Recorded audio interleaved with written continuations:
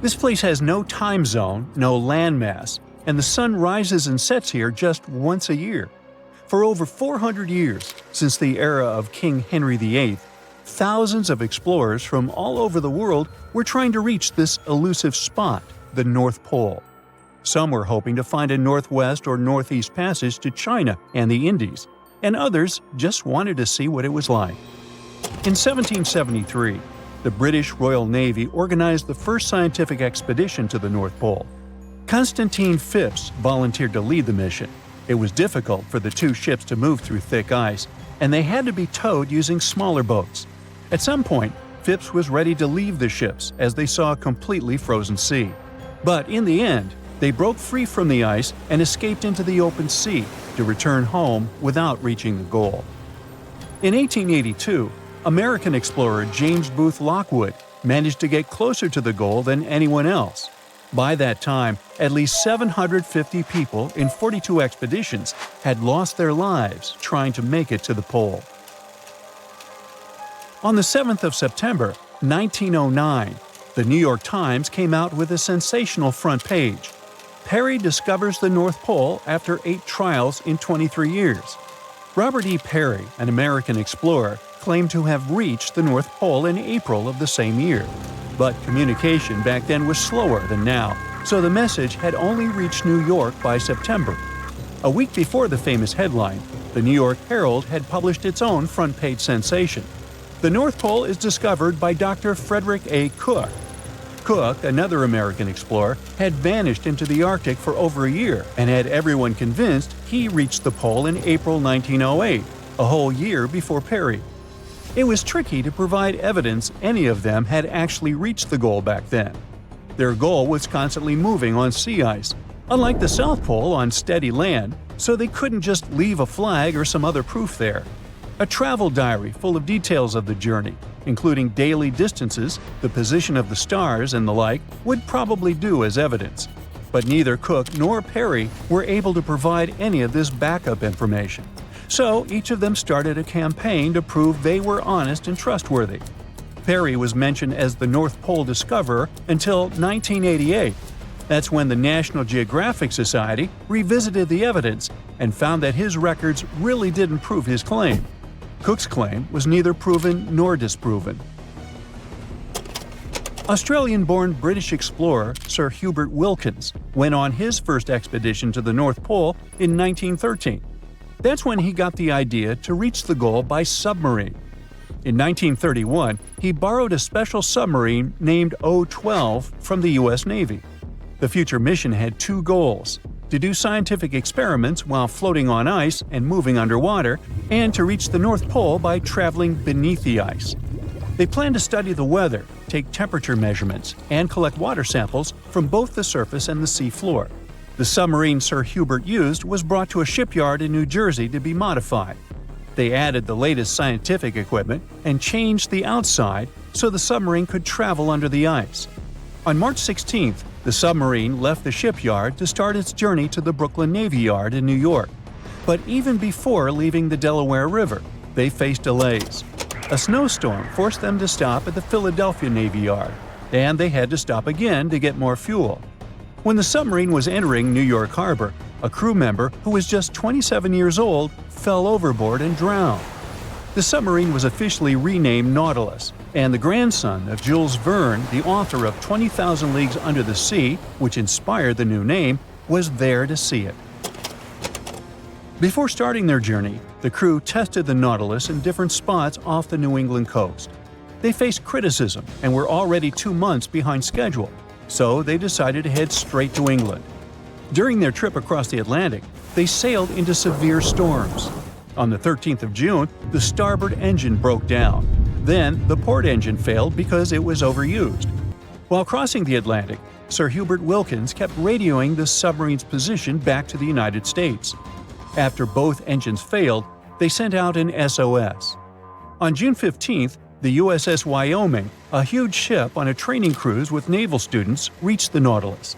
The Wyoming towed the broken submarine to Queenstown, Ireland, and then it was taken to Davenport, England for repairs.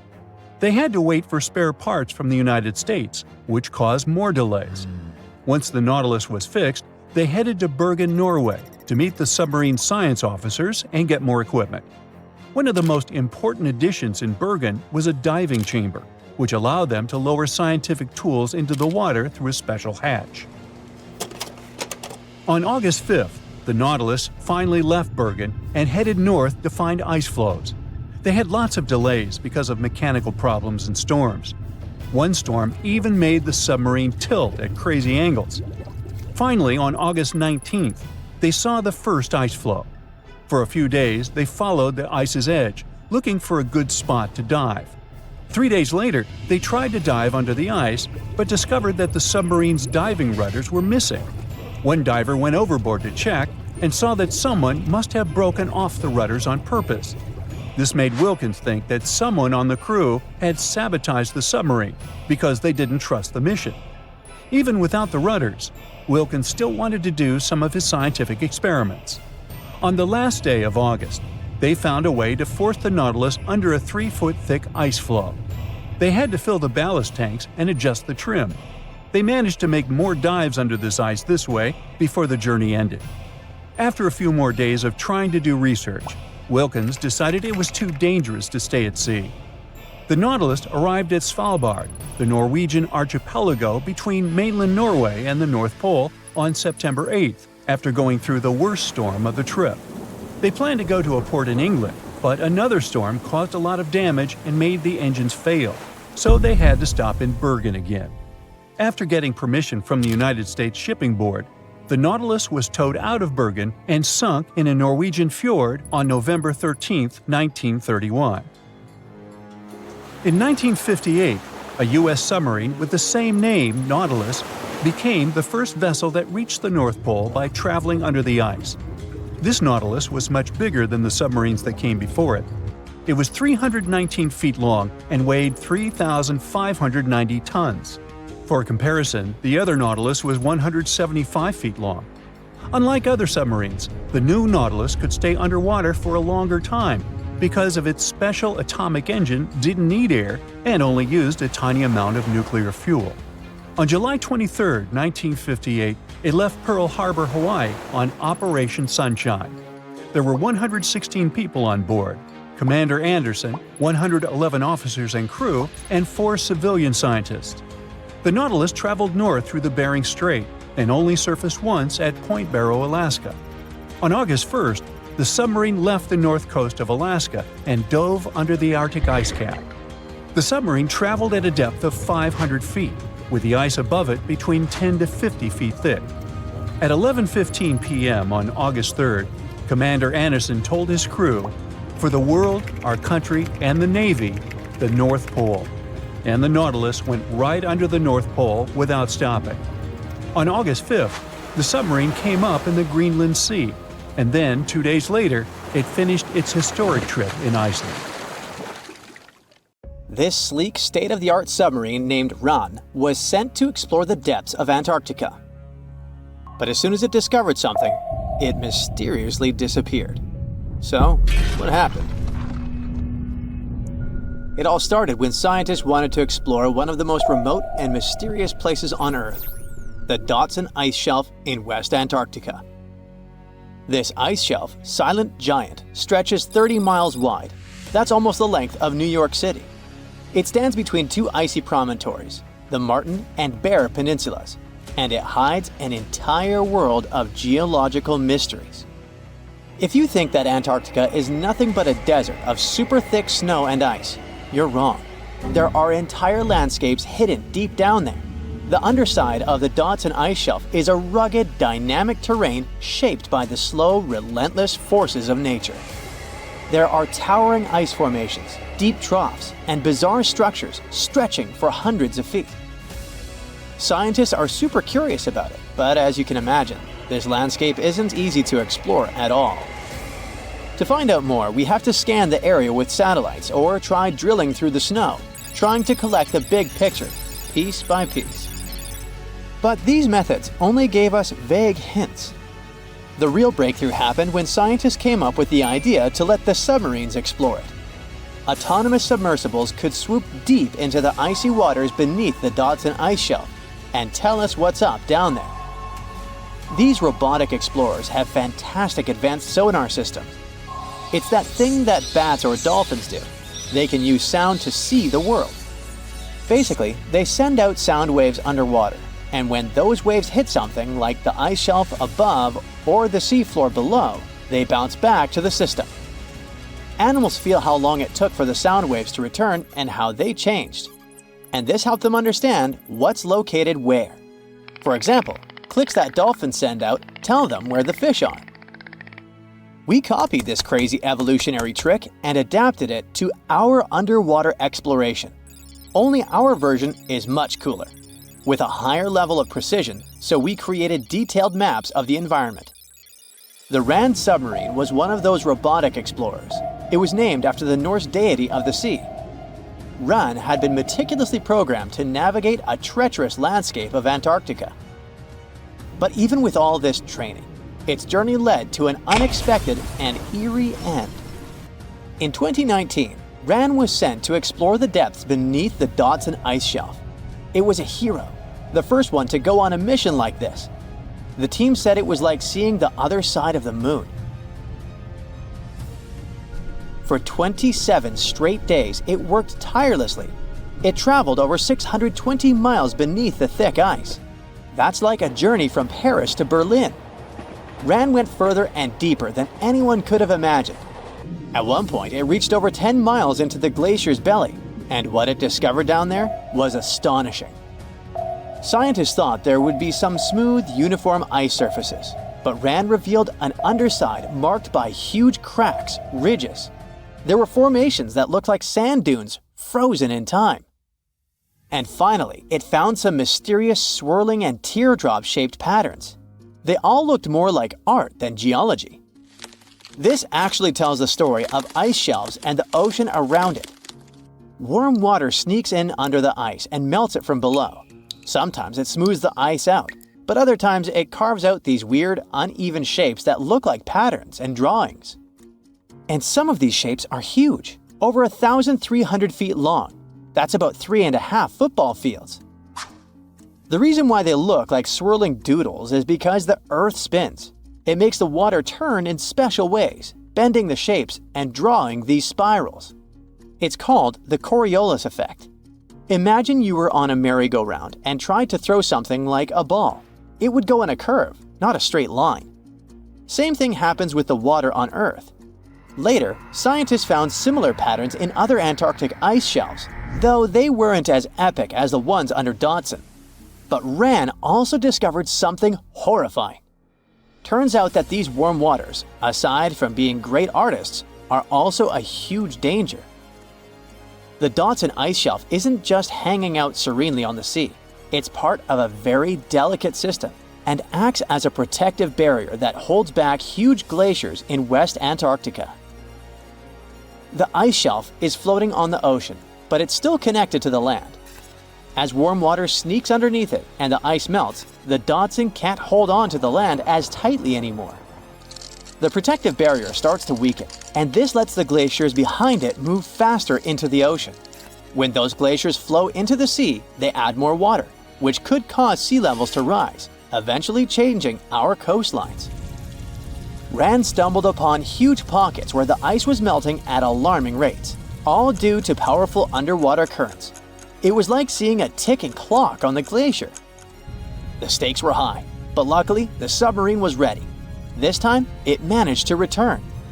And then, it worked for 5 more years, helping scientists with tons of useful data.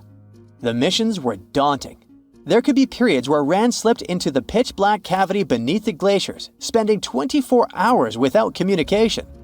But it was mapping every peak and every valley. It gained experience from over 40 missions below ice. Then, in early 2024, Rand went on a mission to the Thwaites Glacier. The mission was bold from the start. This place is also ominously referred to as the Doomsday Glacier. It's called that because it's slowly melting and has the potential to raise sea levels worldwide if it collapses, causing catastrophes everywhere. That's why Rand was dispatched to explore its underbelly, a place that had never been mapped so intricately before. The idea was to uncover the glacier's secrets, study how rapidly it was melting and why. This was Rand's second time exploring Thwaites. During the previous visit, it became the first sub to ever map the glacier's underside. Rand was exploring the depths from 650 feet to 1,650 feet. It sent a lot of data about how the Doomsday Glacier was slowly melting due to warm ocean currents. But while venturing into these icy depths, something went wrong. Out of nowhere, Rand vanished. Without warning, without a trace. One moment it was sending back crucial data, and the next it had slipped into the abyss. No distress signals, no final transmission, and it didn't return to the point it was supposed to. People sent extensive searches, helicopters soared overhead, drones buzzed through the frozen skies, but no sign of the submersible emerged from the glacier's grasp. After a while, Rand's batteries would certainly run away. So at this point, it had definitely been swallowed by the abyss beneath 1,500 feet of ice. That was a huge and sad loss for the scientific team. The scientists at the University of Gothenburg are now looking to replace Rand and continue their important research under Thwaites. To this day, scientists have no idea what happened to it. Some say it may have been trapped in the ice. Others believe it was pulled away by an unseen current. It also might have collided with something unexpected. Whatever the truth is, its disappearance has left scientists stunned, and it looks like the ice shelf will hold on to its secrets a little longer. At least we gained a treasure trove of knowledge from Rand's journey. Scientists keep exploring Antarctica, looking for history that hides under the snow. For example, they discovered that around 90 million years ago, a lush temperate rainforest thrived near the South Pole. They revealed an ancient world far warmer than they ever imagined. Deep in Antarctica, they unearthed fossilized roots, pollen, and spores preserved in the soil. All this shows that there was a swampy rainforest that flourished despite months of polar darkness. All these discoveries changed our understanding of Earth's climate, both in the past and the future. Ooh, mysterious mountain ranges hidden under thousands of tons of ice. Bizarre, transparent creatures with see-through skin, singing snow plains. Antarctica has its own terrifying secrets. And now, a mysterious ice hole the size of Switzerland that keeps popping open. And scientists have finally figured out why. This hole, called the Maud Rise Polynyas, was first spotted in 1974 and 1976 in the Weddell Sea. Since then, it's been kind of playing hard to get. Sometimes it appears, sometimes it disappears for years. And when it does show up, it mysteriously changes size. For decades, researchers were trying to figure out what makes it form. Then, in 2016 and 2017, the Polynyas went absolutely massive, more than 30,000 square miles. The hole stuck around for several weeks during winters. It was the first time since the 1970s that the Weddell Sea had such a huge, long-lasting Polynyas. Here's the deal with Antarctic sea ice. In summer, the ice is at its smallest, around 1 million square miles. Yeah, that's considered small. By winter, it spreads to a whopping 7 million square miles, covering about 4% of Earth's surface in weird white tiles. Most of this ice grows during the weeks-long polar night on the floating ice shelves around the continent. These holes in the ice, called Polynyas, usually form when strong winds from inland push the ice tiles apart. That same cold wind also freezes more seawater inside the hole, adding extra chunks to the ice sheet.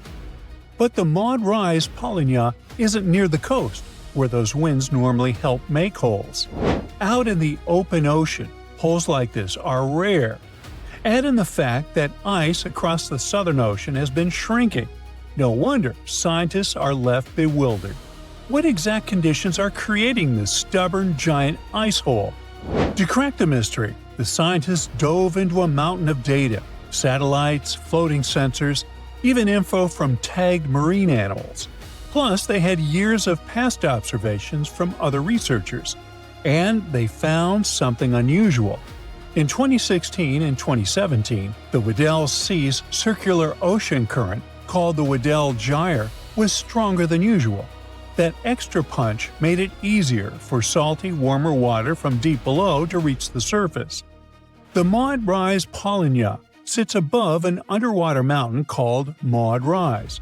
During those big Polynyas years, the stronger current caused salt to gather around this submerged peak. On the surface, the wind whipped over the ice, creating a corkscrew effect. It literally pulled that salty water up from below. The extra salt lowered the freezing point of the surface water, allowing the Maud Rise Polynyas to form and stick around. Polynyas are really important for the planet. The dense salty water formed in these holes can travel huge distances, spreading across the global ocean and affecting climates everywhere. But these magnificent holes aren't the only cool and mysterious phenomena Antarctica is famous for. How about underground lakes? Or shall I say under-ice lakes? Because there are entire lakes hidden under Antarctica's thick ice. Scientists first found them back in 1970 using radar, and now they think there are around 400 lakes tucked under around 2 miles of ice in the explored areas. These lakes likely formed after Antarctica broke off from Gondwanaland, the ancient supercontinent. Surprisingly, the water in the lakes doesn't freeze because the ice above presses down too hard. Hey, it's physics, bro! The biggest of them all is Lake Vostok, discovered in the 1990s. It sits a bit more than 2 miles below the ice. Scientists have drilled down to take samples, and the water they pulled up was about 26 degrees Fahrenheit, even though the lake had been trapped under ice for over 20 million years. There's also Lake Wilkins. In 2014, scientists made a lit discovery there. They found a thriving colony of microorganisms nearly a mile under the ice. Those tiny creatures never saw sunlight or fresh air. Instead, they used methane and ammonium as energy to grow.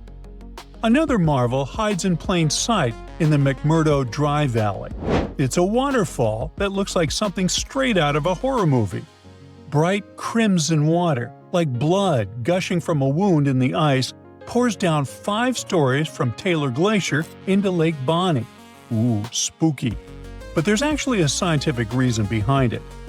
The water that feeds Blood Falls used to be part of a salty lake.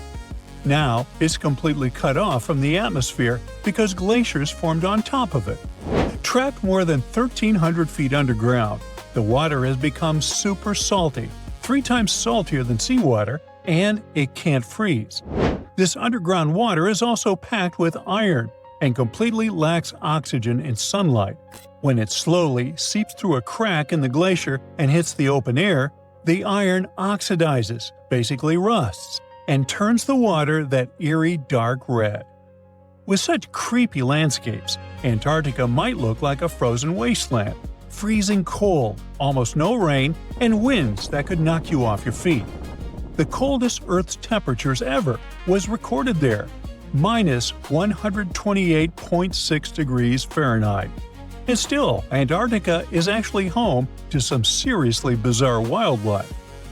For the longest time, scientists thought nothing could survive under all that ice. Turns out, they were very wrong. There are all sorts of creatures that have adapted to the brutal environment. Tiny microbes, crustaceans, colossal squid, and spiders so big their legs could cover a dinner plate. Giant worms with shiny golden bristles and huge sharp-toothed jaws also lurk under the ice.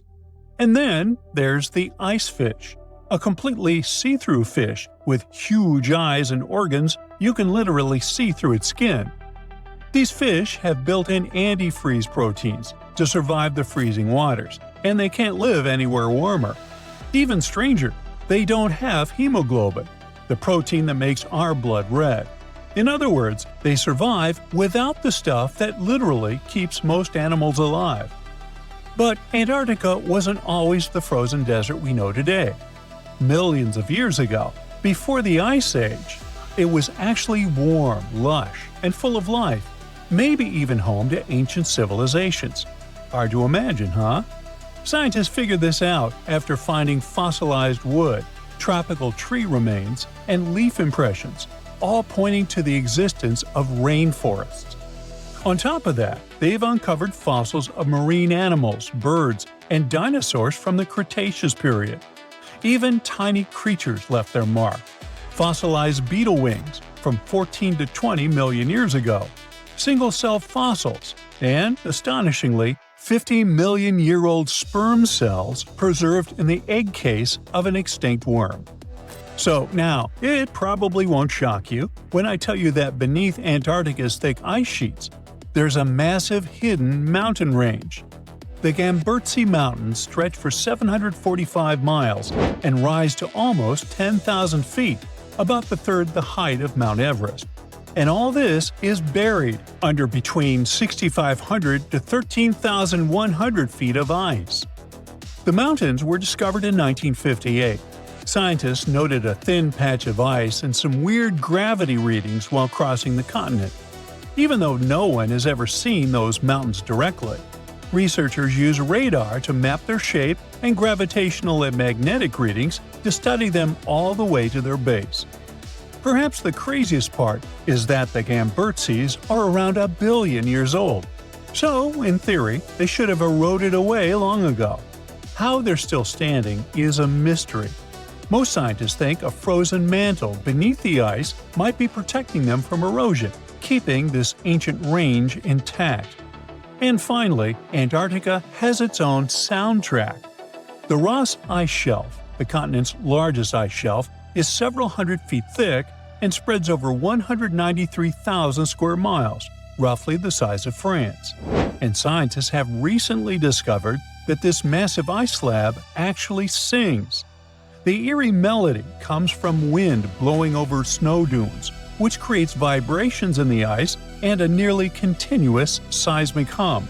You can't hear it with your ears, but seismic sensors pick up the mournful tune. In fact, it was discovered by accident. Scientists just installed special sensors to monitor other ice behaviors.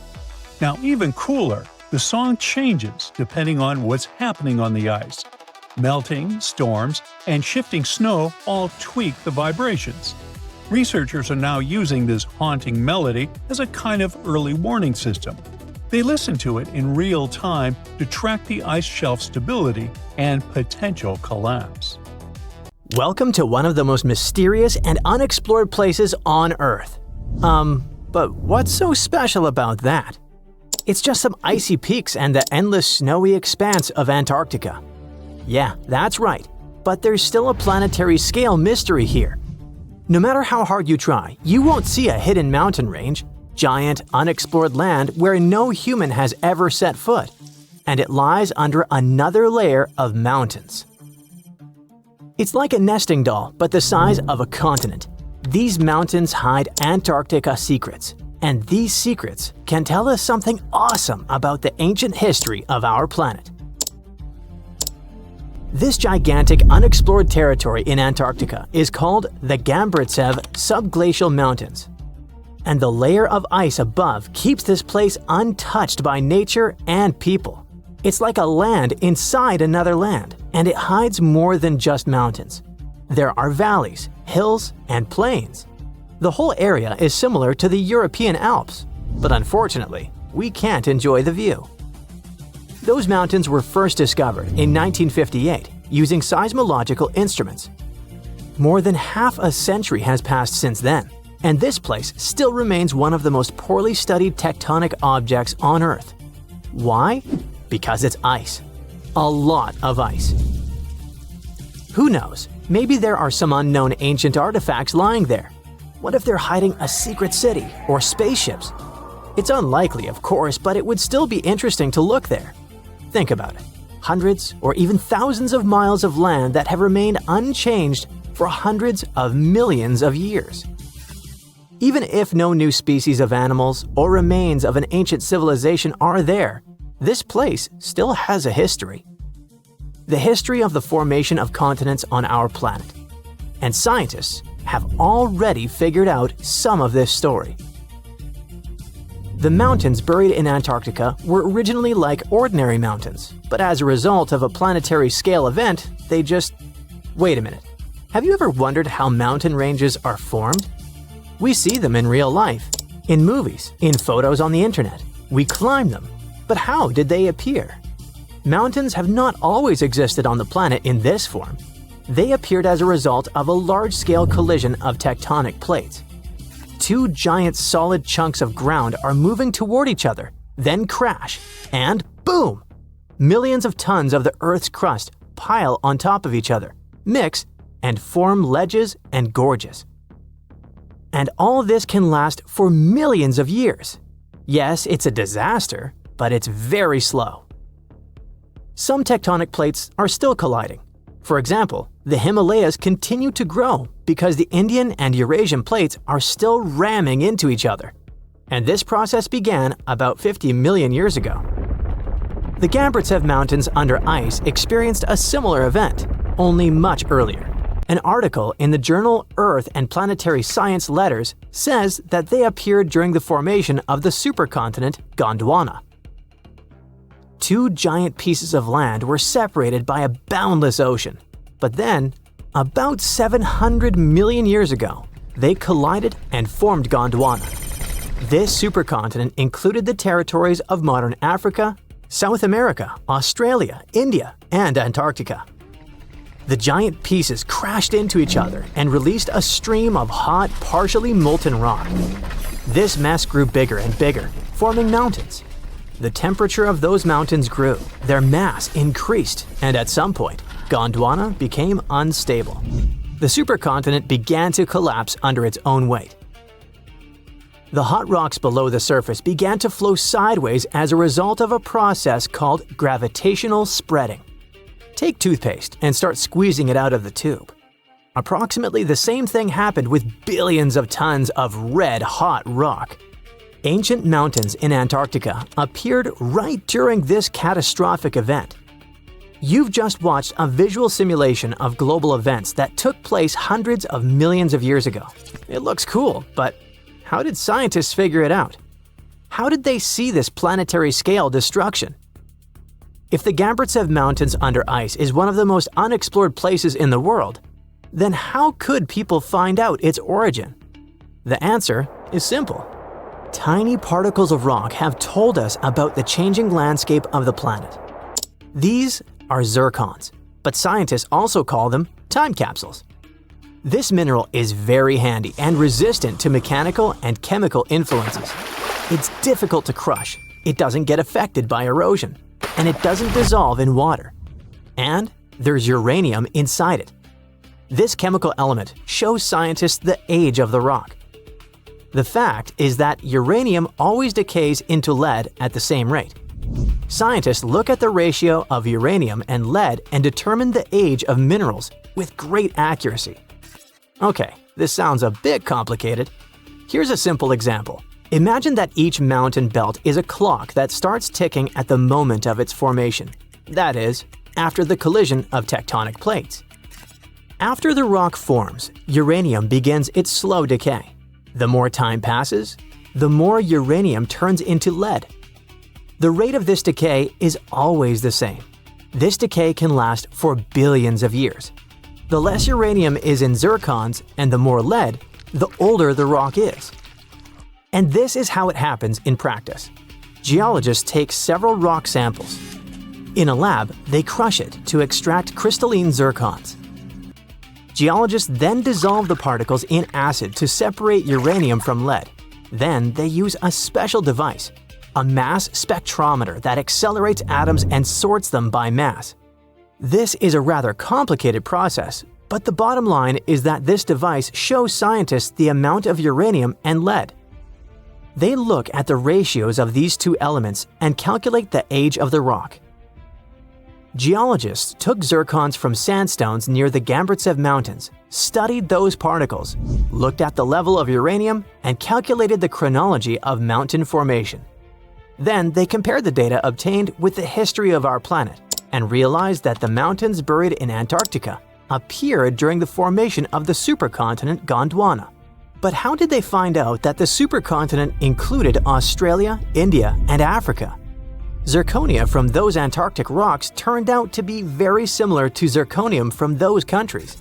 That is, a long time ago, these three continents were together.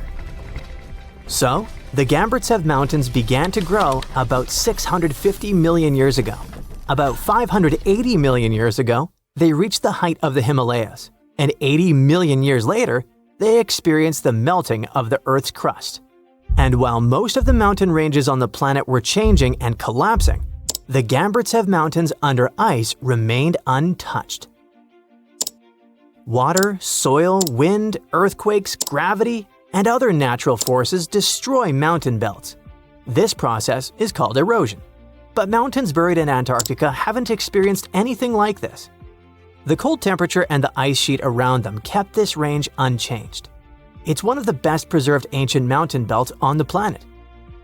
Okay, but why do we need to explore these mountains? What difference does it make that the supercontinent Gondwana collapsed in the past? It's possible that plants, frozen bodies of insects, or ancient bacteria have remained preserved under thick layers of ice. What about ancient animals? Many species could have lived on Gondwana. Studying ancient mountains in Antarctica can show us what the planet looked like about 500 million years ago. When Antarctica was a green continent, what lived on it? What happened to this life? Is it possible to revive those ancient creatures after so many years? If scientists were able to calculate the date of the supercontinent's appearance using tiny particles, then imagine what they could find after examining this hidden mountain range. It all sounds very interesting. But there's one problem. To take a small piece of this unknown world, you need to drill through a lot of ice. You need to deliver heavy equipment to one of the most inaccessible continents in the world, build stations, obtain an energy source, and conduct large-scale research. It sounds incredibly expensive, so this hidden territory will probably remain a mystery for a long time. Let's just hope that some billionaire will want to find out Antarctica's secrets and arrange a large-scale expedition there. Ice piracy is like Pirates of the Caribbean, but you gotta swap those tropical seas for icy, freezing waters.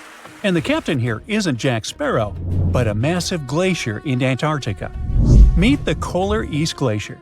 Its calm, sparkling surface might look innocent, but don't be mistaken, it is a pirate, and a pretty skilled one too. Instead of gold, it's been stealing ice from its neighbors at record speed, and scientists can't believe what they're seeing. So, what exactly is ice piracy? Arr! This is a strange kind of glacier movement, where one glacier starts taking ice from another nearby. Instead of minding its own business and slowly sliding toward the sea, it suddenly changes course and begins pulling ice that used to belong to its neighbor. The pirate glacier speeds up, the victim slows down. The problem is that the balance of ice in the region might get completely thrown off. This isn't brand new information though. Scientists have known about this quirky behavior for quite a while. But they used to think that this process took hundreds, maybe even thousands of years. Now, something really strange is happening in Antarctica. We're seeing, for the first time ever, a glacier pirate in action, and it's moving much faster than anyone expected. It all started when researchers from the University of Leeds began looking at satellite images taken between 2005 and 2022. They wanted to analyze the rates of flow from 8 ice streams in West Antarctica. And yes, glaciers do move. Think of them as huge piles of snow that have turned into solid ice over time. This ice slowly changes shape, shifts, and moves. That's why glaciers are often called rivers of ice, because they flow, for real. Gravity is what makes it happen. The ice slowly slides and deforms under its own weight, thanks to the pull of gravity. And when it comes to glacial movements, they can either advance or retreat. If more snow and ice build up and melt away, break off, or evaporate, a glacier will advance. But if it loses more than it gains, it will retreat. Oh, and glaciers also move at different speeds, depending on things like the slope of the land beneath them. But if that flow starts speeding up, well, that's bad news for coastal communities all over the world. because that means more ice is moving from land into the ocean, which contributes to Antarctic ice loss and, eventually, sea level rise. Now, back to the recent ice research in Antarctica. The team calculated ice velocity using a tracking technique that measures how visible features, like cracks or rifts on the ice surface, shift over time. And they found that 7 of those 8 Antarctic glaciers had sped up. On average, they've doubled their speed since 2005. Given the impacts of how Antarctica's climate is changing, warming up more and more each year, this doesn't really come as a surprise. But here's something strange. One glacier, just one, slowed down. We're talking about the Polar West Glacier. It slowed by about 10% over the study period.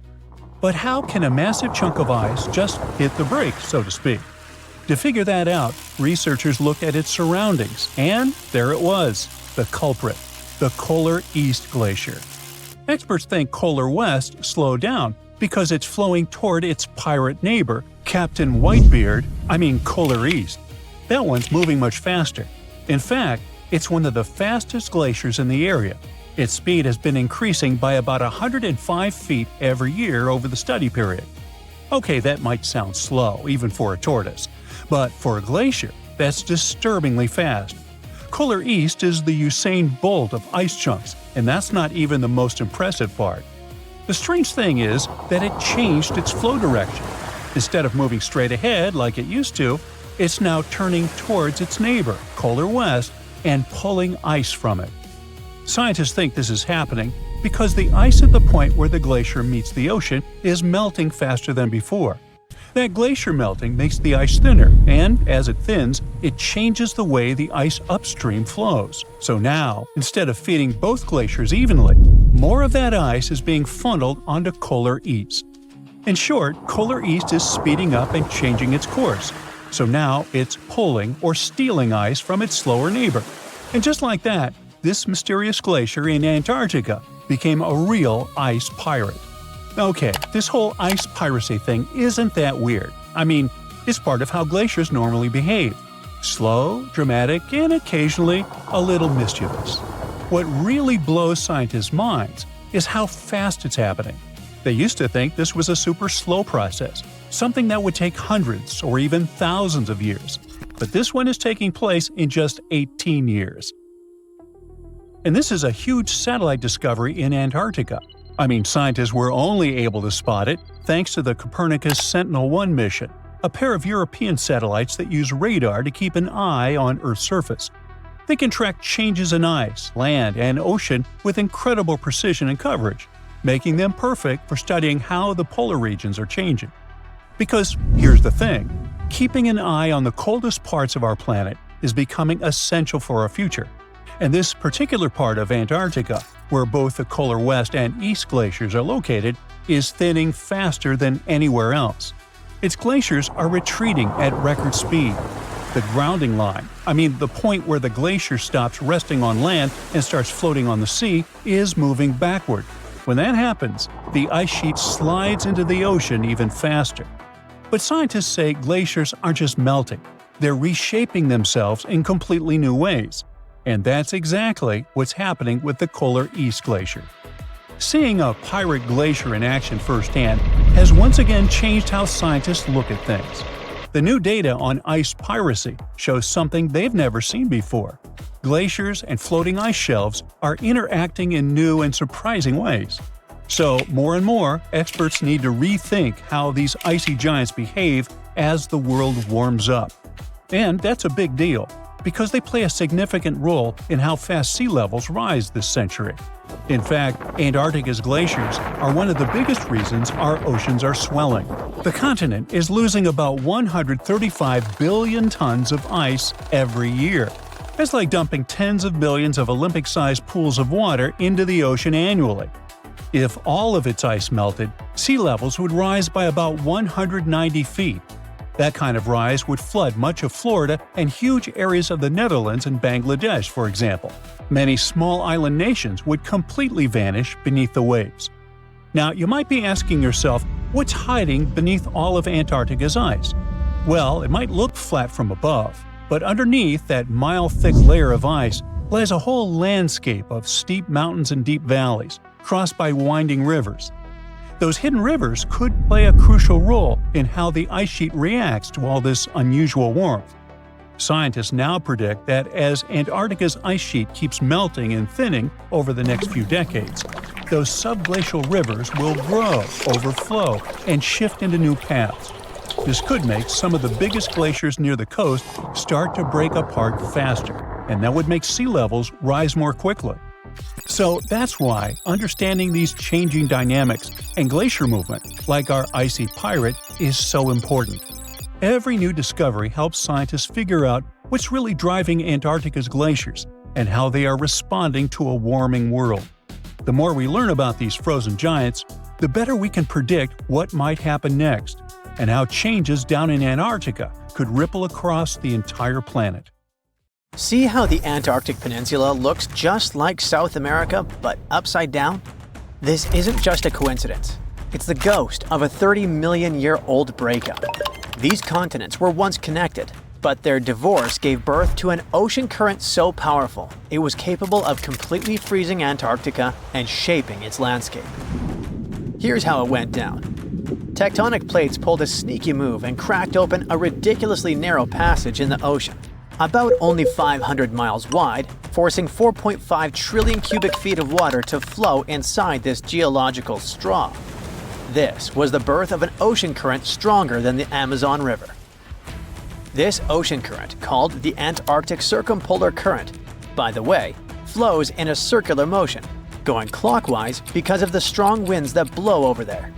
This circular motion around Antarctica caused erosion, shaping the landmass of the continent into a circle, except for that stubborn peninsula, which is being slowly dragged east like a kid refusing to leave a playground. Wait, South America and Antarctica used to be one? Yep, a long time ago. South America, Australia, and Antarctica were all part of a supercontinent called Gondwana, which also included Africa at some point. Back then, South America and Antarctica used to be basically joined at the hip by a land bridge called the Antarctic Land Bridge, which just so happened to be a lush green forest and also a great dinosaur highway. Yeah, you heard it right. Dinosaurs. A 95-million-year-old dino, whose name I can't pronounce, sorry, was discovered in Australia, and scientists found out it had actually been a distant cousin of Argentina's Sarmientosaurus. Same jaw, same chiseled teeth, same everything. These guys were like identical twins, separated by an ocean. How? Because back then, Antarctica wasn't a frozen wasteland. It was a temperate rainforest, like Oregon, making it a pretty nice travel route for a dino family. But the land bridge wasn't just for dinosaurs. About 40 million years ago, the ancestors of Australia's marsupials waddled to the land down under all the way from South America, taking the Antarctica route, another proof that these continents used to be connected. Things remained somewhat peaceful for the dinos and the marsupials until Earth's ground started moving. This is what a German scientist called the Continental drift theory, back in 1912. Our German friend here basically looked at the coast of South America and went, "Hey, this looks like it could fit into the coast of Africa." Like a scientific Sherlock Holmes, he noticed what others had overlooked for centuries. The continents were clearly pieces of a larger puzzle. And he was right. Here's the deal. Planet Earth is made of many layers of rocks and metals, like a cosmic onion. The outermost layer, the lithosphere, is divided into pretty solid tectonic plates that move atop a layer of softer, somewhat molten rocks, like slippery ice. This is why the plates move. In fact, they've been rearranging Earth's face for billions of years, with supercontinents forming and breaking apart in cycles, like a slow-motion game of bumper cars. This movement might be pretty slow since most tectonic plates only move 0 to 3.9 inches every year, except for the Nazca plate, racing ahead at 7.8 inches, about as fast as your hair grows. But don't let their snail's pace fool you. These shifting slabs are the ultimate planet shapers. Their slow dance gives us everything from earthquakes that build mountains like the Himalayas, to rifts that birth oceans like the Atlantic. all because the oceanic crust is dense and sinks like a stone, while continental crust floats like a cork. It's this density difference that explains why continents exist at all. Without it, Earth would be completely covered by shallow seas. This slow-motion planetary renovation project is exactly what tore South America and Antarctica apart 30 million years ago. The plates under these continents started to drift apart in a process called crustal extension. It's like the lithosphere was pizza dough being slowly stretched until it thins and splits. As the crust stretched, it became thinner and weaker, eventually cracking like the surface of a drying lake bed. This whole thing gave birth to a new tectonic plate, the Scotia Plate, that emerged between South America and Antarctica, like a geological divorce lawyer. For a while, parts of this plate stayed above water as the last gasp of the Antarctic land bridge. It was Earth's version of that one thread still connecting your hoodie after the zipper breaks. These final connections might have persisted as chains of islands, but just like that fraying hoodie, the connection couldn't last forever. Eventually, this small but mighty plate became the final nail in the coffin of the land bridge connecting the two continents. Just like all the tectonic plates, this one was also on the move. As it expanded eastward, it opened a new passage of water called the Drake Passage, slowly covering the Antarctic land bridge with ocean water. The process was like pulling open elevator doors. At first, just a crack, then wider and wider until the connection was completely broken. This geographical divorce had chilling consequences. The new Drake Passage allowed the Antarctic circumpolar current to form, creating an endless loop of cold water that isolated Antarctica, shaped its land, and even cooled the entire planet. This current acts like a wall around Antarctica, blocking warm water and invasive species while regulating global climate. Eventually, Antarctica turned into an icebox that is 98% covered in ice sheets, and that holds about 61% of Earth's fresh water. Nowadays, this continent holds the title of the windiest, driest, and iciest place on Earth. It's a frozen desert where temperatures plunge below -128.6 degrees Fahrenheit, cold enough to freeze your breath mid-air. A layer of ice there can be more than a mile thick, and it expands even further in winter to cover an area larger than the continental United States. Today, if you want to travel to Antarctica, the quickest sea route is through the Drake Passage, a 500-mile-wide body of water that is narrow enough for the winds to scream across thousands of miles, transforming into monstrous waves that can tower up to 49 feet, though calm days create waves only 13 to 16 feet high. Still twice as tall as Atlantic waves, mind you. This is probably why sailors call this stretch of ocean the Drake Shake. But tectonic movement isn't just about shifting continents. It's Earth's ultimate life support system. You see, about half of our planet's heat comes from radioactive decay in the core. Thanks, uranium-235. Something like nature's nuclear reactor. This heat is behind everything from volcanoes to the very plate motion that once connected Antarctica to South America. And it only comes out of the core because of tectonic movement. Without this internal heat engine, Earth would be just like Mars. When the plates move and release heat, they also release CO2 gases into the atmosphere, regulating the temperature of our planet. And when the plates move underwater, they take a lot of this CO2 back to Earth's interior, recycling all this gas. This is why the plates can change our air, climate, and even the evolution of life itself just by moving around. But billions of years ago, these plates were not moving around. Back then, it was like Earth was wearing a solid ceramic shell with many cracks. But even without tectonic movement, the heat managed to escape through these cracks in a process called stagnant lid tectonics, kickstarting all life on Earth. And no, tectonic movement is not a thing of the past. Earthquakes are the living proof that it is not just happening today, but might repeat again on a more dramatic scale in the future. You see, to form supercontinents like Pangaea, smaller megacontinents have to dive beneath another. And scientists predict that a similar process might create a new supercontinent called Pangaea Proxima, in 250 million years. By then, humans might be extinct or living on Mars, but Earth's tectonic dance will continue, even without us. Not bad for something that moves more slowly than a traffic jam. Turns out, Antarctica and South America used to be BFFs before all that tectonic drama split them up, like a messy breakup that literally froze one of them out. Now, they just awkwardly mirror each other from across the Drake Passage. Classic exes. In 2020, strange signals from deep beneath Antarctica sent shockwaves through the news. Within days, headlines exploded.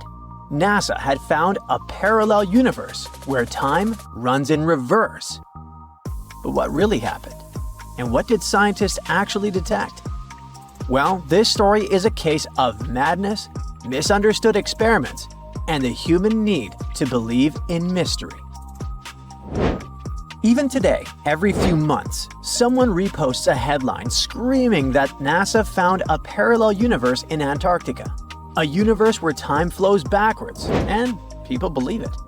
But no, NASA didn't find a mirror world under the South Pole, or some sort of a backwards reality where people age in reverse or speak in rewound sentences.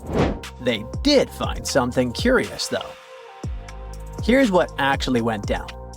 Scientists were flying a strange-looking instrument over Antarctica called ANITA, short for Antarctic Impulsive Transient Antenna. ANITA is a machine that floats over Antarctica, basically a giant balloon with antennas. It listens for tiny space particles called neutrinos. Neutrinos are super small and ghost-like. They have almost no weight and go through stuff like it's not even there, even entire planets. Usually, these neutrinos come from space and rain on Earth from above. Most neutrinos, the common low-energy ones, just fly right through the Earth like it's air. They're like tiny bugs flying through a chain-link fence. There are some very high-energy neutrinos, though. They're super rare and they interact a bit more often with matter, and they can get blocked. If high-energy neutrinos hit something dense enough, like the rock and metal inside Earth, they might finally bump into a particle and get absorbed. That's more like fast tennis balls that hit the fence once in a while. Low-energy neutrinos, which are everywhere and pretty harmless, are pretty undetectable. But these high-energy guys are exactly what ANITA can detect. When they slam into ice, they send some radio waves that are easy to listen to. This faint radio signal is called the Ascarian effect. And yep, that's exactly why ANITA is flying over Antarctica. That's because the ice is pure, dry, and quiet. It's perfect for catching those rare signals. So, what did ANITA detect? It detected something rising up from below the ice, like a high-energy neutrino coming from the Earth. What? Okay, let's think logically. Maybe it started somewhere in the north, traveled all the way through the Earth, and popped out the other side. Still, that's super weird. That's not supposed to happen. Neutrinos with that much energy should have been stopped inside the planet. Like we said, get absorbed. So, scientists caught a little bit of a brain bug. That shouldn't be possible with our current physics, unless something we don't understand is going on. And when you're faced with something bizarre, you explore all options, even the wildest ones. The nightmare began. A group of researchers published a paper suggesting that this strange signal might make sense in a CPT symmetric universe. CPT stands for charge, parity, and time. These are basically three ways to flip the universe. Charge means swap all particles to their opposites. For example, swap electrons, the guys with the negative charge, with positrons, their antimatter twins with the positive charge. Parity means mirror the universe, literally like looking at it through the mirror. Left becomes right and right becomes left. And time, of course, means run time backward, like rewinding a video. Now, there's a big rule in physics called CPT symmetry. It says that if you change all three of those things at once, the laws of physics should still work the same. This is kind of insane, but if you took the entire universe and swapped matter with antimatter, mirrored it, and reversed time, it would still follow the same physics. Why is that? Well, in our universe, an electron bumps into a positron, and they annihilate into photons. Cool! Now take that, mirror everything, and what do you get? Well, photons spontaneously turn into a positron and an electron, but mirrored and reversed. It's still the same physics, even if it's backwards. The equations still check out, so nature thinks this is valid. So here came the crazy part. Some physicists thought, what if the Big Bang created two universes? One is ours, made of normal matter going forward in time. The other is a mirror twin, made of antimatter, going backward in time from our perspective. This doesn't mean that someone in the other universe feels time going backward. To them, time flows forward, just like it does for us. But from our point of view, they're moving from our future toward our past. And vice versa. To them, we're weirdos who move backwards. And if both universes are exact CPT mirror images of each other, that would mean same physics, same rules, just symmetrical. Same rules, just symmetrical. This isn't some crazy sci-fi theory, even if it sounds like it. It helps explain weird physics mysteries. For example, why there's so much matter in our universe but not much antimatter, even though they were supposed to be created in equal proportions. Or why the universe is so symmetrical and balanced in some strange ways. So, coming back to the neutrinos, some scientists suggested that maybe those upward flying particles could be coming from that CPT mirror universe, poking through into ours, like a crack between two symmetrical realities. And if you look at it like that, this is quite a wild take. It's speculative, it's not proven. It's more of a cool thought, but the media immediately blew up. They ran a piece with the headline that said we found proof of a parallel universe going backwards in time in Antarctica. And all the other big tabloids picked it up. They made it sound like NASA had actually found a parallel universe. Time travel is real. Multiverse is confirmed. Meanwhile, people who worked directly on ANITA immediately caught brain damage. They tried to jump in to say that's not what happened at all. They explained that the signals were unusual, yes, but there were plenty of normal explanations that didn't require rewriting the laws of physics. It could even be just an experimental error. Maybe an unusual particle behavior or gaps in how we model neutrino interactions. Of course, no one listens to experts about what experts discovered. And once an idea like that hits social media, it becomes nearly impossible to put back in the box. But that also doesn't mean that the multiverse definitely isn't real. Far from it. Physicists are still exploring the concept and assume that some of those potential universes, if they exist, could have different laws of physics. One idea, called the many worlds theory, comes from quantum physics. It says that every time something can happen in more than one way, like a particle moving or a decision being made, all those possibilities actually happen, but in separate universes. So there could be endless versions of reality, each slightly different, branching off from every event. Maybe in one universe, dinosaurs never went extinct. Maybe in another, you never sent that embarrassing text. Another theory is called the bubble universe theory. After the Big Bang, the universe expanded incredibly fast in a process called inflation. Some scientists think that inflation never fully stopped and is still happening in some regions. That would mean new bubble universes are constantly forming, each with its own version of physics. Our universe would just be one bubble in a giant cosmic sea of others. The third idea is about shadow matter. Dark matter is invisible, but its gravity affects the universe. Some scientists think it could be made of particles similar to the ones that make up regular matter, but they're just hidden from us. This mirror, or shadow matter, could form entire invisible galaxies and even life, all existing right alongside us. Maybe we just can't detect it in any way, except through gravity, for now. But in physics, all of those are just theories, mathematical possibilities. We have no direct evidence that it's real. If we ever find one, though, let's now hope it won't be the boy who cried wolf scenario.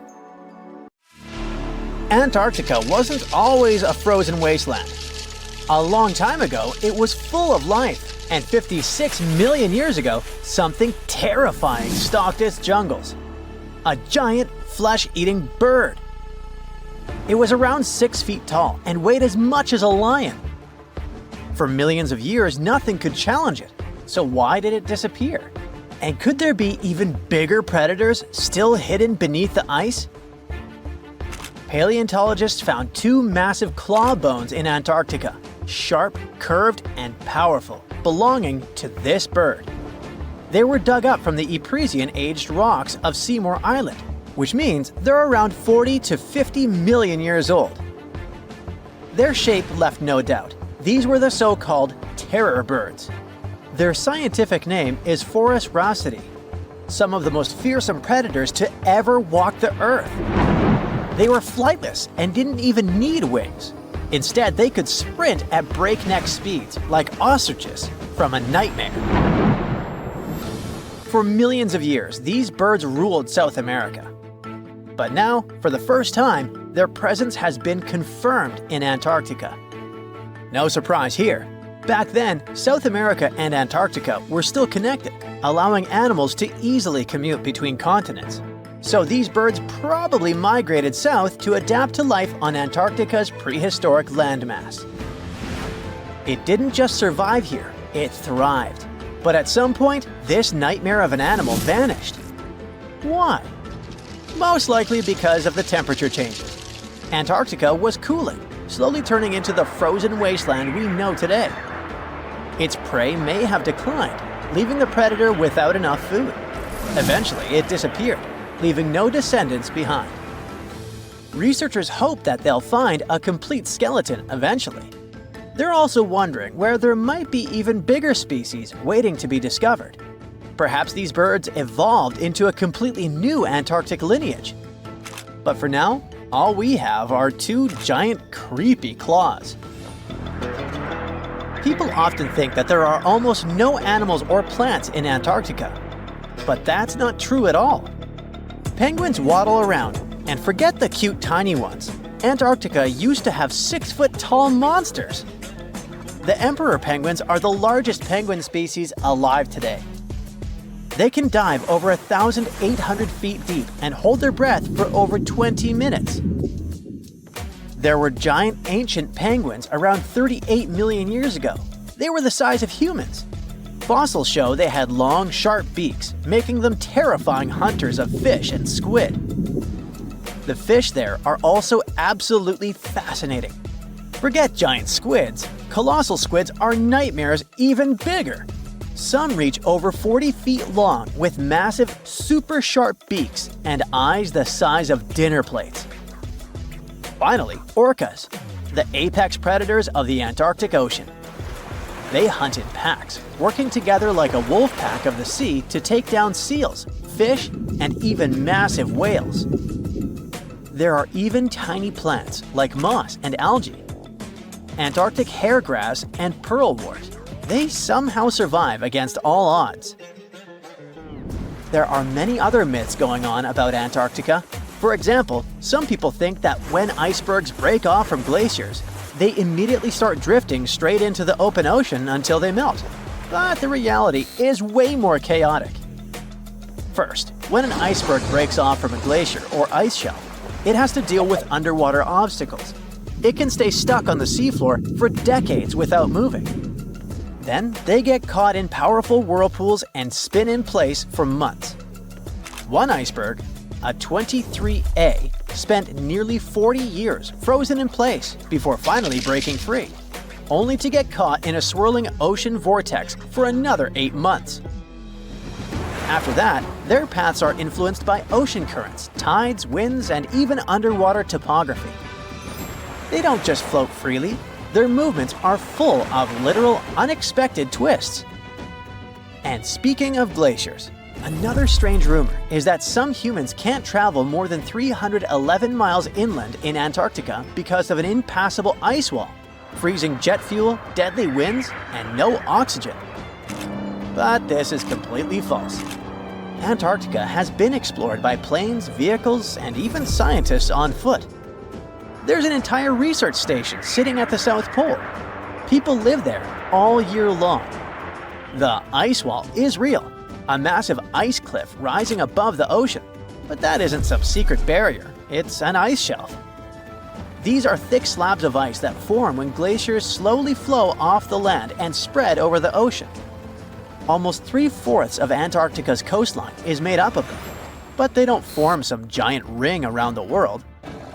Antarctica is one of the most extreme places on Earth, but we've conquered its challenges, and we keep learning more about it every year.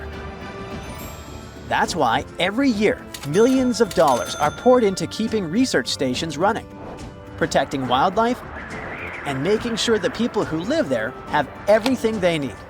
But where does all this money go?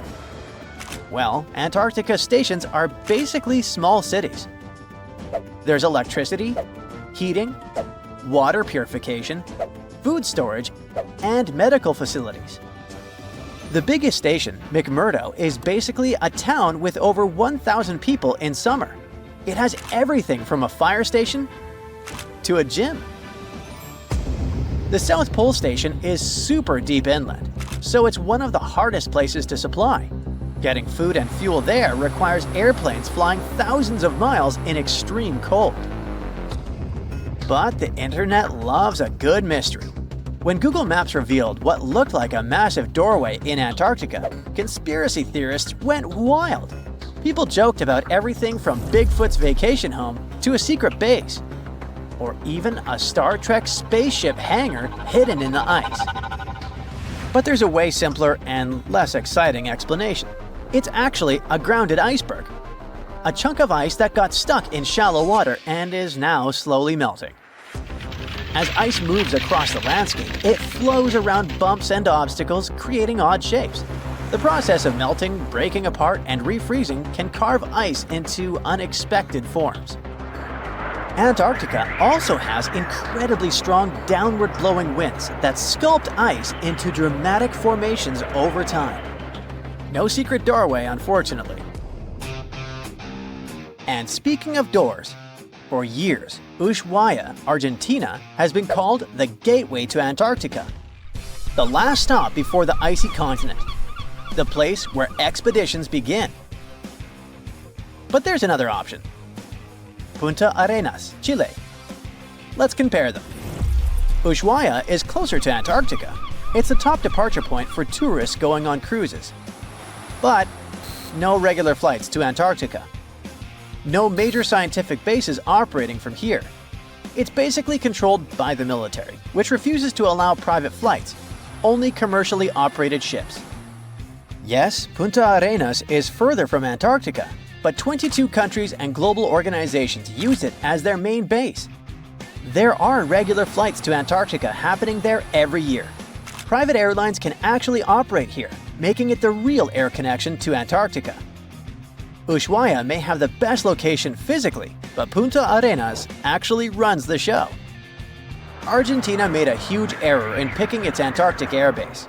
Instead of setting up a simple, accessible base at sea level, they built Marambio Base, very high on rough terrain, completely impossible to reach by land.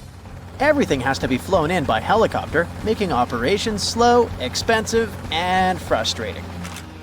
For 50 years, Argentina stubbornly stuck to this bad decision, while Chile set up efficient, well-planned bases that the world now uses. If things don't change, Ushuaia will be nothing more than a tourist stop. But what's terrifying is that Antarctica seems to be returning to its past. It's supposed to be the coldest place on Earth, but something shocking happened just recently. For the first time in recorded history, temperatures in Antarctica broke 68 degrees Fahrenheit. This continent is buried under miles of ice. Usually, temperatures there can drop to minus 112 degrees. But in the winter of 2020, scientists recorded an insane 69 degrees on Seymour Island, hotter than many places in Europe at that time. Scientists believe there are several reasons for that. First, there are changes in the way heat moves around the planet's waters. Second, melting permafrost due to the planet warming. It looks like the climate is changing faster than expected. So, there's a mysterious doorway in the middle of Antarctica. Some people think it's Bigfoot's vacation home, or a shuttlecraft from Star Trek, or maybe a door to Agartha, a mythical kingdom some people believe is located in the center of the Earth. Well, the scientists debunked all these poetic theories and explained that what looks like a mysterious doorway is located in an area of fast sea ice.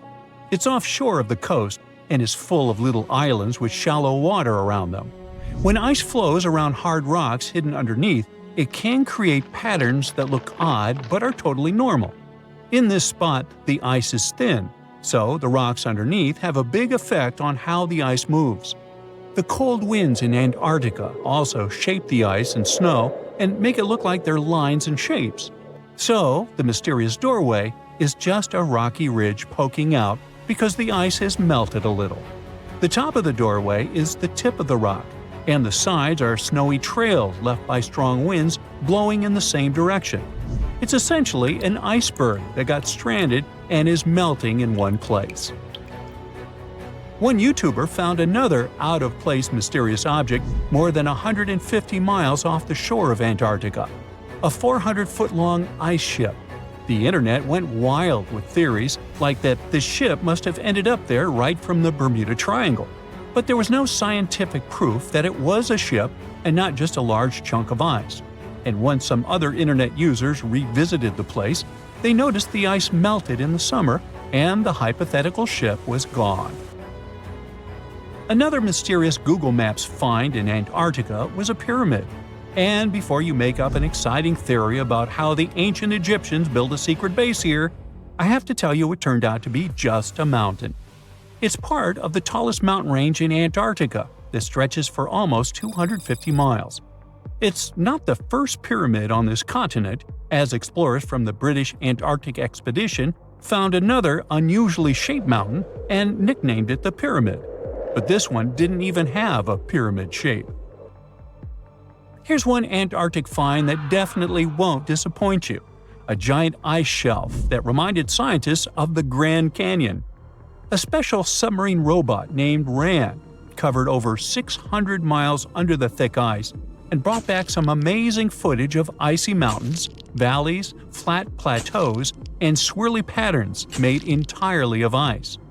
One of the strangest things RAN found was giant bowl-shaped holes, or scoops, in the ice.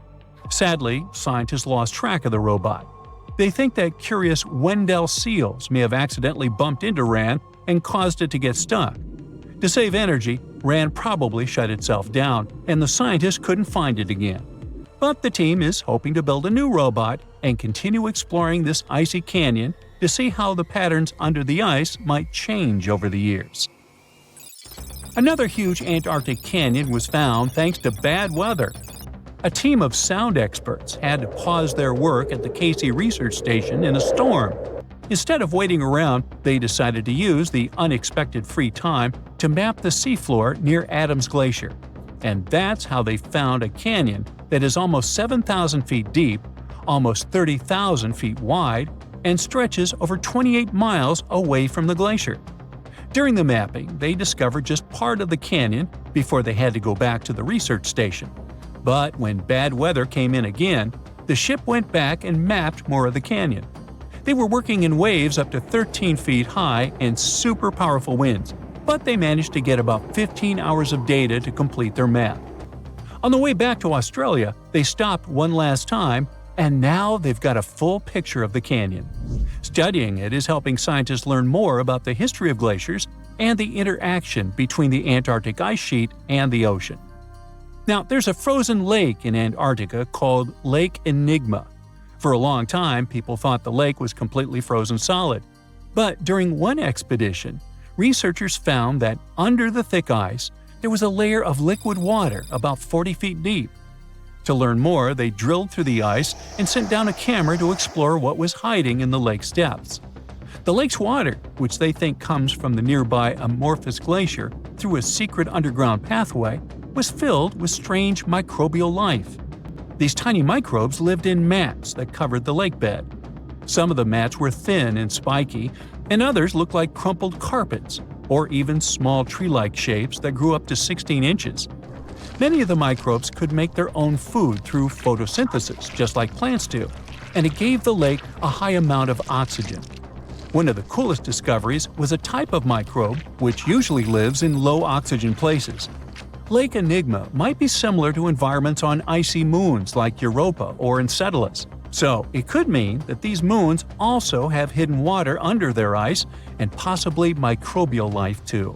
One more mind-boggling discovery from Antarctica is tiny pieces of amber in mudstone, found here for the very first time.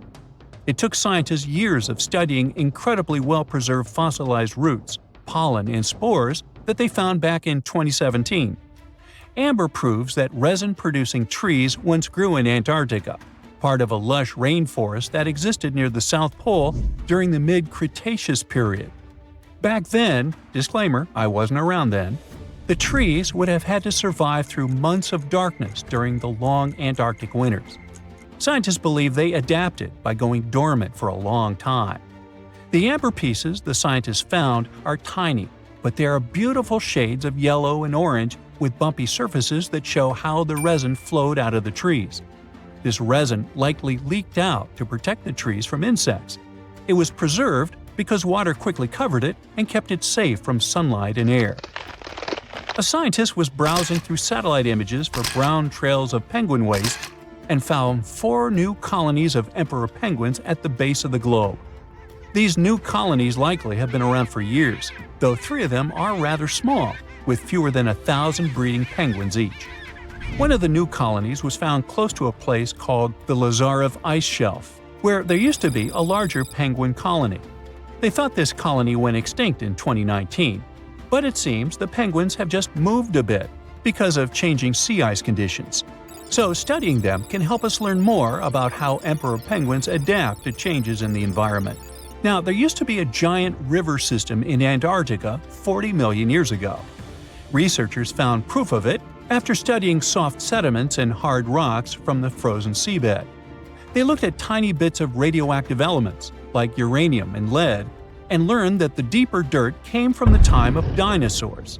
The dirt closer to the surface was younger and had an interesting pattern, like the kind you see in river deltas today, such as in the Mississippi River or Rio Grande. Scientists found tiny signs of life in the sand. The river that once flowed here started in the Trans-Antarctic Mountains and traveled 930 miles before it reached the sea. Researchers kept studying newer layers of dirt from about 20 million years ago. They hope this will help them predict what the Earth's weather patterns might be like in the future. Ooh, you're diving into the dark and icy waters of Antarctica. The airy blue darkness is enveloping you, reminiscent of the vast expanse of open space. In these depths, where you least expect to encounter any living creature, you suddenly hear a loud, strange sound. A quacking noise, as if a giant duck was hidden in the deep. In 1960, researchers first recorded this sound and named it bioduck. Clever. For decades, they tried to unravel the mystery of its source. Was it a giant kraken? An extraterrestrial spaceship that had crashed into the ocean? A mysterious sea monster? Or perhaps an enormous duck? There were many versions, one more bizarre than the other. Oceanographers detected similar sounds in other locations as well. Off the western coast of Australia and near New Zealand, they recorded similar but higher pitch signals, which they named bio-goose. It seems the creepy atmosphere of the story disappears with such names. Anyways, these sounds were not isolated incidents. They happened multiple times with consistent intervals. Many initially thought the source must be mechanical, given the regularity of the sounds. However, studying the oceans in the latter half of the 20th century was challenging because of limited technologies. Nevertheless, scientists persisted in collecting data on bioduck and biogoose, driven by their insatiable curiosity. As more data accumulated, so did the theories. But scientists eventually uncovered the mystery. Bioduck turned out to be a form of communication with a biological origin. When researchers analyzed the repeating sounds, they noticed that the signals never overlapped. One source would speak while the others remained silent, suggesting a form of communication. The question remained, which ocean creature possessed such an extraordinary method of communicating through varied frequency sounds? The answer, as many have guessed, is whales. Scientists compared the bioduck sound from Antarctica with the calls of minke whales and found striking similarities. The biogoose sounds from the waters off Australia and New Zealand likely belong to other species or very young minke whales. This discovery, however, only deepened the mystery. What purpose did these sounds serve? Were the whales discussing their dinner plans, laughing at the humans recording their voices, or perhaps sharing deep insights about the universe? The possibilities were endless, but the most astonishing revelation was that humans might one day learn to communicate with these magnificent creatures. Communicating with whales is no longer a far-fetched idea. Scientists from the University of California have already established contact with a humpback whale named Twain. In a groundbreaking experiment, researchers conducted a 20-minute conversation with the marine mammal. Here's how they did it. The specialists went on a marine expedition to the coast of Alaska, where they recorded the sounds of a group of humpback whales. Then they played these sounds through speakers, sending the signals back into the ocean. The recorded sounds resembled a greeting, like, "Hey, what's up?" but in the whale language. These greetings are used by whales to call each other or indicate their location. Now, soon after sending the signals, the researchers received a response. Twain approached the boat, circled it, and replied with a "hey" of its own. This marked the beginning of the first ever human-whale conversation.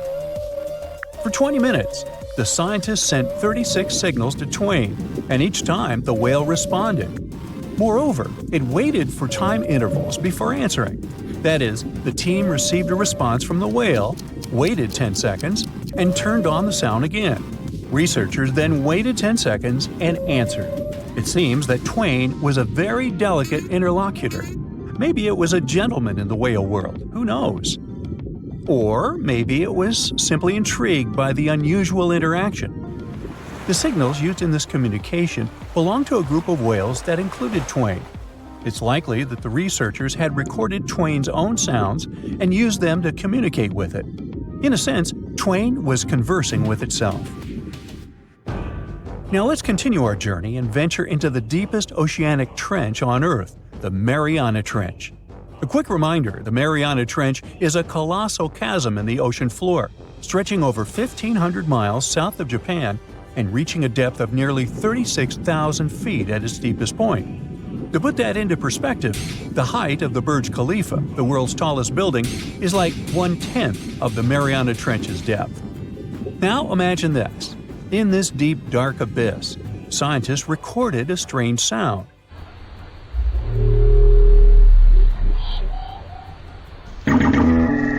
Unlike bioduck, this sound resembled something from a science fiction movie, a low rumble, followed by a metallic ping, reminiscent of the sounds made by spaceships in sci-fi movies.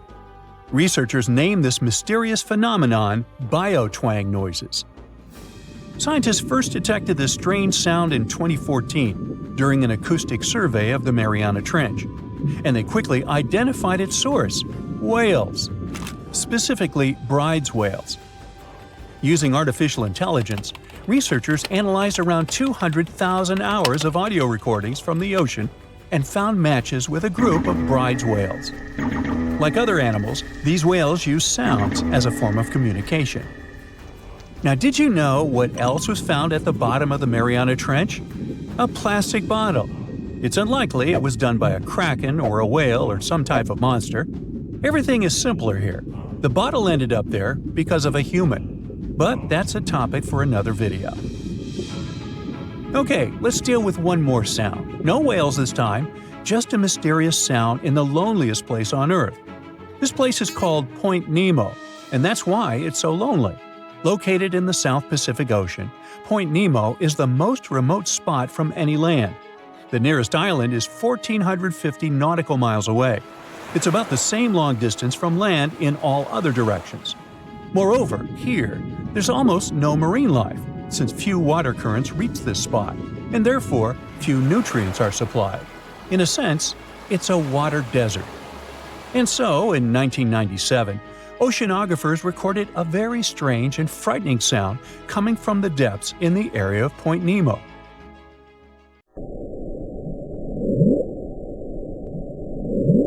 It was something gigantic and scary. People called it the bloop. As soon as journalists found out about this phenomenon, people around the world began to invent the most fantastic versions. The most popular of them was that the sound source was a giant sea monster, kraken, or some other creature. The hype around the bloop didn't last very long. Scientists managed to find out the nature of the mysterious noise. It turned out it belonged to an iceberg. When they crack and collapse, they create powerful ultra-low frequency sounds that can be heard from a very long distance. To confirm this version, scientists recorded the sounds of other icebergs and heard something similar to the bloop. Oh, by the way, Point Nemo is so lonely that space agencies drop out-of-service satellites here. Space objects just fall in the water. There's a 99% chance that no animal or human will be harmed by falling debris in this lonely place. That's why many people call it the satellite cemetery. But what if, someday, a spaceship from another planet falls here? What if it has already fallen in Point Nemo and sometimes emits an emergency signal that breaks through the ocean? Ooh. All the mysteries you have heard have already been solved. How about we end this video with a mystery that still baffles scientists? Meet upsweep.